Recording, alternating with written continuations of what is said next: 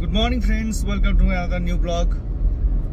তো আজকে আশা করি সবাই ভালো আছো। কালকে তো হোলি ছিল, তো সবাই আশা করি খুব ভালো রং খেলেছো আর এই উৎসবটি খুব ভালোভাবে উদযাপিত করেছো। অ্যাকচুয়ালি অন্যবার আমরা সেরকমভাবে হোলি খেলি না। অ্যাকচুয়ালি আমার ওয়াইফের একটু ডাস্টে অ্যালার্জি রয়েছে, যার জন্য সেরকমভাবে হোলি খেলা হয় না। তবে এইবার মারাত্মকভাবে হোলি খেলা হয়েছে, মারাত্মকভাবে আবির খেলা, রং খেলা সব কিছুই হয়েছে।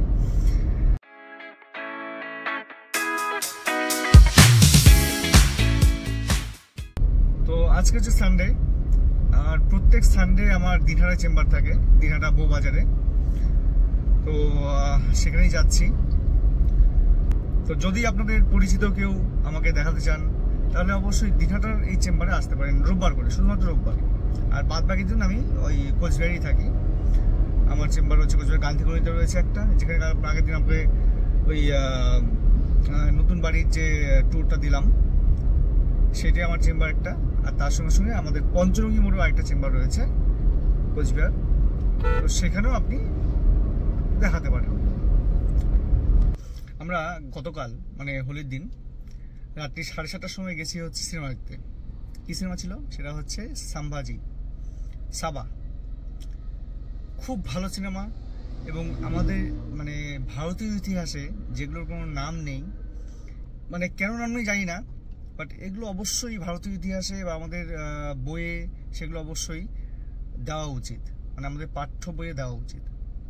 কারণটা নাহলে অনেকেই জানতেই পারবেন যে আমাদের দেশে এত এত মহান বীর ছিল, ছত্রপতি শিবাজি থেকে শুরু করে তার ছেলে সাম্বাজি। তো এত এত বীর ছিল, তাদের কোনো উল্লেখই নেই আমাদের পাঠ্যপুস্তকে, হিস্ট্রিতে। তার বদলে উল্লেখ রয়েছে কার? ঔরঙ্গজেব, আলাউদ্দিন খিলজি, আকবর, যারা আমাদের দেশেরই নয়। তো যাই হোক, কালকে সিনেমা দেখলাম, যথেষ্ট ভালো সিনেমা, অত্যাধিক ভালো লেগেছে সিনেমাটা। যদি আপনারা যদি চান অবশ্যই দেখতে পারেন, এবং দেখলে অনেক কিছু জানতে পারবেন সিনেমার বিষয়ে, যে আমাদের দেশে কত কত মহাবীর তৈরি হয়েছিল। তো কালকে রাতে মোটামুটি আমরা এই ধরুন 10:15টার দিকে সিনেমা শেষ হলো, তারপর ওখান থেকে ব্যাক করলাম। তো যাওয়ার সময়ও দেখি অনেকগুলো অ্যাক্সিডেন্ট দেখলাম, ফেরার সময় অনেকগুলো অ্যাক্সিডেন্ট। মানে অ্যাকচুয়ালি হোলির দিন যেটা হয়, অনেকেই ড্রিঙ্ক করে থাকেন, মানে বেশিরভাগ লোকই ড্রিঙ্ক করে থাকেন সেদিন। আর রাস্তাঘাটে বেরোনো খুব চাপ হয়ে যায় তখন। তারা অ্যাকচুয়ালি বাইকে হোক বা গাড়িতে হোক, যে কোনো জিনিস নিয়ে বেরোক না কেন, তারা বুঝতে পারে না সেটা বাইক অথবা গাড়ি। তারা ভাবে হয়তো এটা প্লেন চালাচ্ছেন বা রকেট চালাচ্ছেন, ঠিক আছে? তো তাদের উদ্দেশ্যে একটা কথাই বলা, সেটা হচ্ছে যে হোলির দিন বা যে কোনো দিন ড্রিঙ্ক করে কখনো ড্রাইভ করবেন না। এতে আপনার জীবনের ক্ষতি তো অবশ্যই, তার সঙ্গে সঙ্গে অন্যের জীবন নিয়ে আপনি ছিনিমিনি খেলা করছেন। তো এটা একদমই ঠিক নয়। কারণ হোলির দিন রাস্তায় বেরোতে ভয় লাগে এই কারণেই, আপনি হয়তো ভালোভাবে চালাচ্ছেন গাড়ি, কিন্তু কেউ হয়তো পেছন থেকে এসে মেরে দিল, কী করবেন আপনি? কিছু করার নেই। এইরকমভাবেই প্রচুর অ্যাক্সিডেন্ট হয়ে যায়। এই জন্যই বললাম, কালকে রাত্রে যখন ফিরছি তখন প্রায় 12 কিলোমিটার রাস্তা, মানে আমাদের বাড়ির থেকে সিনেমা হল। তো এই 12 কিলোমিটার মধ্যে কমপক্ষে 3 থেকে 4টি অ্যাক্সিডেন্টের স্পট দেখলাম, যেখানে অলরেডি তখন পুলিশ চলে এসেছিল। হয়তো বেশ কিছু মানুষ হয়তো স্পট ডেড হয়ে গেছে, আর কিছু কিছু তো আহত অবস্থায় হসপিটালে ভর্তি রয়েছে।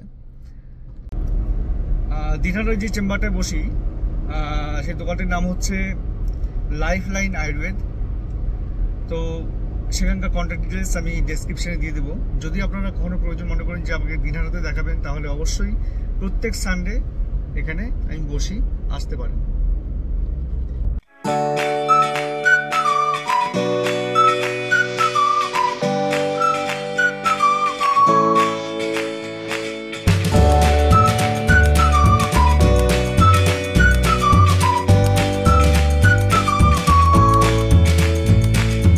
আশা করি আপনারা আমার আগের যে ভিডিওটি সেটা অবশ্যই দেখেছেন, বসন্ত উৎসব নিয়ে, যে কোচবিহারের বসন্ত উৎসব নিয়ে যে ভিডিওটা বানিয়েছিলাম। তো কেমন লাগলো ভিডিওটি সেটা একবারও জানালেন না, অবশ্যই কমেন্ট বক্সে কমেন্ট করে জানাবেন। আর কোচবিহারের বসন্ত উৎসবে আমি এবার প্রথম গেছি, এর আগে কখনো যাইনি। এবং যদিও এই কোচবিহার বসন্ত উৎসবের প্রচলনটা খুব বেশি দিন হয়নি, শুরু হয়েছে। তো যাই হোক, এবার প্রথমবার গেলাম, এবং আমার পুচকি মানে আমার মেয়ে এবং আমার ওয়াইফের পারফরমেন্স হয়তো আপনারা দেখেছেন যদি ভিডিওটি দেখে থাকেন। যাই হোক, প্রথমবার এবং খুব ভালো লাগলো। প্রত্যেকবারই এরকম হোক আশা করছি। দেখুন এই যে সমস্ত সাইডে আলুর গাড়ি, এগুলো সব পুরো লাইন দিয়ে আছে। এগুলো সব কোল্ড স্টোরেজে আলুগুলো যাবে। দেখুন কি পরিমাণ লাইন, প্রায় অনেক দূর আগের থেকেই শুরু হয়েছিল, আমি দেখাতে ভুলে গেছিলাম। দেখুন সমস্ত আলুর ট্রাক। এদিকে প্রচুর পরিমাণ আলু চাষ হয় এবং প্রচুর আলু এখান থেকে বাইরে যায়। আর বেশিরভাগই এই মুহূর্তে তো কোল্ড স্টোরেজে ঢুকবে, ঢোকার পর সেগুলো যেখানে যেখানে যাওয়ার সেখানে সেখানে যাবে। যদি আমার এই ভিডিওগুলি ভালো লাগে আপনাদের, তাহলে অবশ্যই লাইক তো অবশ্যই করতেই পারেন। আর চ্যানেল নতুন হয়ে গেলে চ্যানেলটিকে সাবস্ক্রাইব করতে একদমই ভুলবেন না। তো আজকের প্ল্যান বলতে সেরকম কিছু নেই। আজকের প্ল্যান বলতে দিনহাটা যাব চেম্বারে, সেখানে প্রেজেন্টেশন দেখে তারপর ব্যাক করার পথে আমার মেয়ে এবং ওয়াইফকে, মুন এবং পুচকিকে, ও মানে আমার শ্বশুরবাড়িতে ওরা আছে, আজ সকালবেলায় এসছে। আজকে পুচকির নাচের ক্লাস ছিল, তো সেখান থেকে ওদেরকে নিয়ে চলে যাবো সোজা বাড়ি। তো যাই হোক, আমি প্রায় চেম্বারের কাছাকাছি চলে এসেছি, এখন চেম্বারে ঢুকবো। তো আজকের ব্লগ এখানেই শেষ করছি, আবার দেখা হচ্ছে নেক্সট ব্লগে। তো ভালো থাকবেন সবাই, সুস্থ থাকবেন, টাটা।